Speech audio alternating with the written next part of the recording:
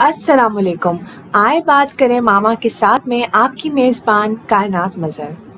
मामा, आज का सवाल है कि वक्त की कदर क्यों करनी चाहिए? मेरा ये ख्याल है कि जो इंसान वक्त की कदर करता है दरअसल वो अपनी कदर करता है। वक्त की नाकदरी का मतलब है कि आपने अपनी ज़ात की नाकदरी की, आपने अल्लाह मियाँ की जो नेमतें दी गई हैं उनकी नाकदरी की, आपने नाशुक्र गुजारी की। क्योंकि इंसान की ज़िंदगी में उसके ईमान, उसकी सेहत, उसके वालिदैन, उसके वसाइल, उसकी एनर्जीज़, इन सब के साथ साथ उसके वक्त की बेहद हिसाब कीमत है।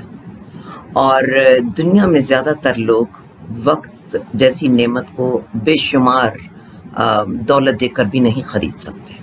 और सिकंदर आज़म ने भी आखिरी वक्त में कुछ वक्त की मोहलत मांगी थी, इंशा जी।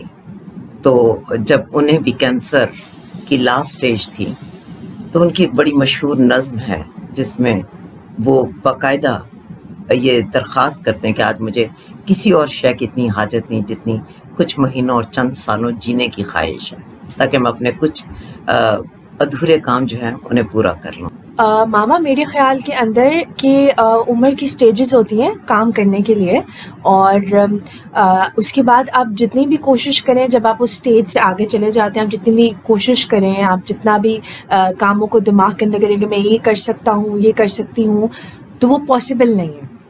बेटे, उसकी वजह ये कि हमारी एनर्जी का एक प्राइम टाइम होता है। आप में आज मैं हज़ारों ख्वाहिशें रख सकती हूँ, मेरे दिल में बहुत सारी उमंगें होंगी, मैं ये प्लान बनाऊंगी, वो प्लान बनाऊंगी, लेकिन मेरे बच्चे, जब आप निस्फ सदी के करीब आपकी उम्र आ रही होती है तो आप लाख ख्वाहिशों ख्वाबों के बावजूद बहुत कुछ करते वक्त सोचने पे मजबूर हो जाते हैं। अभी तो मैं ये समझती हूँ कि मैं उन खुश नसीब लोगों में से हूँ जिनको उम्र और वक्त और इतने सख्त ज़िंदगी गुजारने के बावजूद भी अल्लाह पाक ने बीमारियों और तकलीफ़ों से महफूज रखा है। ये उसकी ब्लेसिंग है, मगर इसके बावजूद बहुत सारे कामों में फ़र्क पड़ जाता है। और दूसरी बात ये है कि वक्त से अगर आप निकल जाएं, जो भी लोग ज़िंदगी में वक्त से कुछ कदम पीछे रह जाते हैं, या वक्त का जो एक अपना नज़्म है, वक्त का जो एक सिलसिला रवां दवां है, जो लोग उस रवां दवां सिलसिले में अपने आप को मुस्तकिल नहीं रखते, उस जर्नी का मुस्तकिल हिस्सा नहीं रहते, वो कहीं ना कहीं गुम हो जाते हैं। आज ही शायद मैंने कहीं पर ये पढ़ा कि कामयाब लोग कौन होते हैं। कामयाब लोग वो होते हैं जिन्होंने मुस्तकिल एफर्ट की होती है, जिन्होंने अपना वक्त नहीं ज़ाया किया होता। आप ये देखिए, बड़े बड़े जीनियस, बड़े बड़े आइडियाज़ के साथ लोग जो वक्त की कदर नहीं करते, जो वक्त पर स्टेप नहीं उठाते, वो पीछे रह जाते हैं।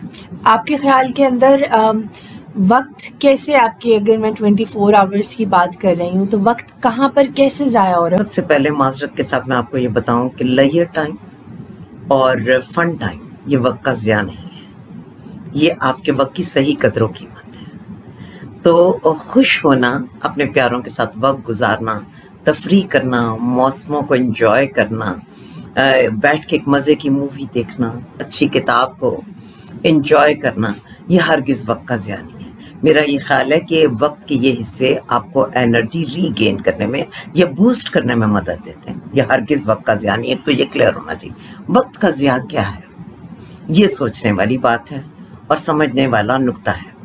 वक्त का ज़िया ये है कि आपके जिस उम्र में, जिस तरह के वक्त और हालात में आप मौजूद हैं, वो जिस लम्हे में आप मौजूद हैं, उसकी जो रिक्वायरमेंट बन रही है उसको ड्यू टाइम ना देना या ऑन टाइम ना करना, ये वक्त का ज़िया है। मसलन एक स्टूडेंट जिसके पास एक बहुत अच्छी ज़िंदगी है, उसके वालिदैन ने उसे तमाम तर कंफर्ट फैसिलिटीज़ प्रोवाइड की हैं, तो वो बच्चा अगर अपनी पढ़ाई पर फोकस नहीं है और उसकी किसी भी गलती से उसके नताइज इफ़ेक्ट हो रहे हैं, उसकी एक्टिविटीज़, उसकी ऐसी फ्रेंडशिप जो उसके वक्त ज़ाया करने का बायस बन रहे हैं, उसका गैजेट्स का बहुत ज़्यादा इस्तेमाल, स्क्रीन पर बेतुके बैठे रहना, बहुत ज़्यादा आराम पसंदी मिजाज में, बहुत ज़्यादा आप क्या कह लीजिए कि सुस्ती जो है, ये वक्त का ज़िया है।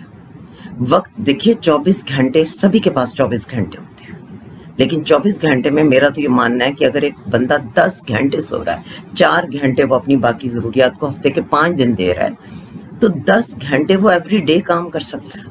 تو مجھے یہاں پر ایک چیز آپ سے پوچھنی ہے کہ کچھ ینگسٹرس میں ارج ڈیولپ نہیں ہوتی ٹورڈز دیئر ایم یا گول، اور وہ اگر فار ایگزامپل میرے جیسے اگر دیکھ لیں تو وہ کتاب کھولتے ساتھ وہیں جو ہے نا ان کو نیند آ جاتی ہے، ان کو لگتا ہے کہ وہ تھک گئے ہیں، ابھی ٹائم ہے، ہو جائے گا، بس ان کو ہمیشہ لگتا ہے کہ ٹائم ہے۔ میرے جیسے لوگوں کے لیے کیا کیا جائے؟ میرا خیال ہے کہ یہاں پر آپ نے جو 2 باتیں کی ہیں، ایک تو یہ کہ آپ کو پڑھنے کی ارج نہیں آتی، تو بیٹے ہر بندہ ایک ہی طرح کے کام کے لیے نہیں بنا۔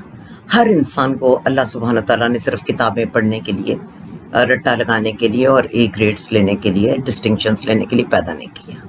ذہن میں رہیے کہ اللہ سبحانہ تعالیٰ نے پوری کائنات کا نظم و نسق چلانا تھا، اور اس کے لیے مختلف صلاحیتوں کے، مختلف قابلیتوں کے لوگ درکار تھے، اور ہر انسان دوسرے سے فرق ہے، اور ہر انسان اپنی جگہ بہت بہت خاص ہے۔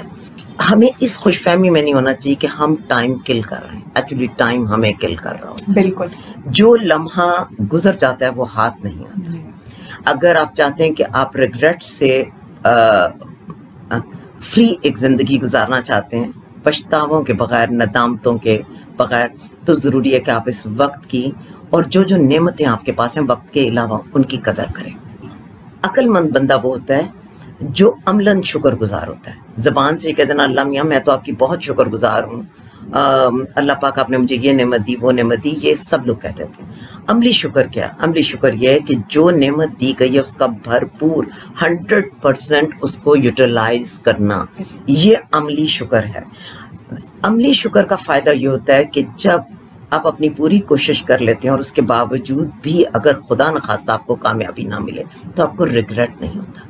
ریگریٹس بیٹے زندگی کو کھا جاتے ہیں۔ وقت آپ کا آج وقت آپ کے ساتھ ہے، ہو سکتا ہے اگلا لمحہ وہ آپ کی فیور میں نہ ہو، تو جب وہ آپ کی فیور میں اسے استعمال کرنا چاہیے۔ اب وقت بچوں کے لیے کب کا فیور میں ہوتا ہے؟ جب ایک آسان زندگی ہوتی ہے، والدین ان کے لیے کماتے ہیں، ان کو تمام سہولتیں دیتے ہیں، ان کو ہر ٹینشن سے بچا کے رکھتے ہیں، یہ بڑا قیمتی وقت ہوتا ہے۔ جب ان میں ہمت ہوتی ہے، انرجی ہوتی ہے، آپ کے پاس ینگ ایج ہوتی ہے، اسٹیمنا ہوتا ہے، یہ بڑا قیمتی وقت ہوتا ہے۔ تو جو لوگ اس میں ہمت پکڑ لیتے ہیں، کام کر لیتے ہیں، وہ پنجابی میں کہتے ہیں بہت سوکھے ہو جاتے ہیں۔ میں ہرگز یہ نہیں کہوں گی کہ وقت کی قدر و قیمت، یعنی کہ آپ کا کوئی دوست مشکل میں آ گیا، آپ کا کوئی ریلیٹو پرابلم میں، اور آپ کہیں جی ہمارا تو وقت اتنا قیمتی ہے، ہم تو اس کی تیمارداری کے لیے، اس کی عیادت کے لیے نہیں جا سکتے، نہیں۔ یہ بھی وقت کی بڑی ویلیو ہے کہ آپ اس کو ویلیوبل لوگوں کو پروٹیکٹ کرنے کے لیے، پریزرو کرنے کے لیے، کیئر کرنے کے لیے اس وقت کو خرچ کریں۔ اپنے پیاروں پر وقت کو خرچ کرنا اصل میں وقت کی قدر و قیمت بڑھا دیتا ہے۔ اس میں ایک چیز میں بالکل لاسٹ میں آپ سے پوچھوں گی، I don't know whether it is related to this question اور ناٹ، بٹ میرے ذہن میں ابھی بیٹھے بیٹھے یہ آیا، اگر وقت نہ ہوتا تو کیا ہوتا؟ اچھا بیٹے، وقت کی بھی ایک تاریخ ہے۔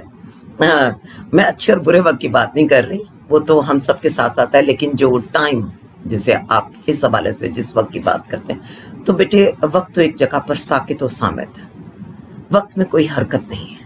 وقت موجود تھا، وقت موجود ہے، وقت موجود رہے گا۔ ہم سب اپنی اپنی ٹرن پوری کر کے یہاں سے جا رہے ہیں، اس سٹیج پر ہمارا رول ختم ہو رہا ہے۔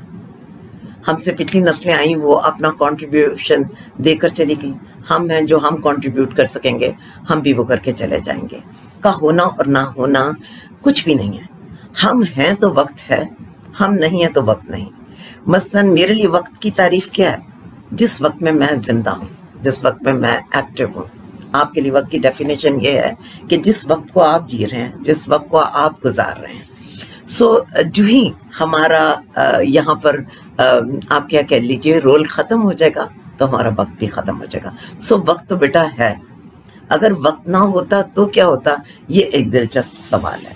اور آپ دیکھیے کہ میں تو ابھی کچھ دن پہلے بلیک ہول کے اوپر ایک آرٹیکل پڑھا، اور اللہ کی قدرتیں مطلب جہاں تک آپ کی سوچ جاتی ہے اس سے بھی کہیں بیونڈ اس یونیورس کی پیچیدگیاں، اس کے اندر کی گہرائیاں ہیں۔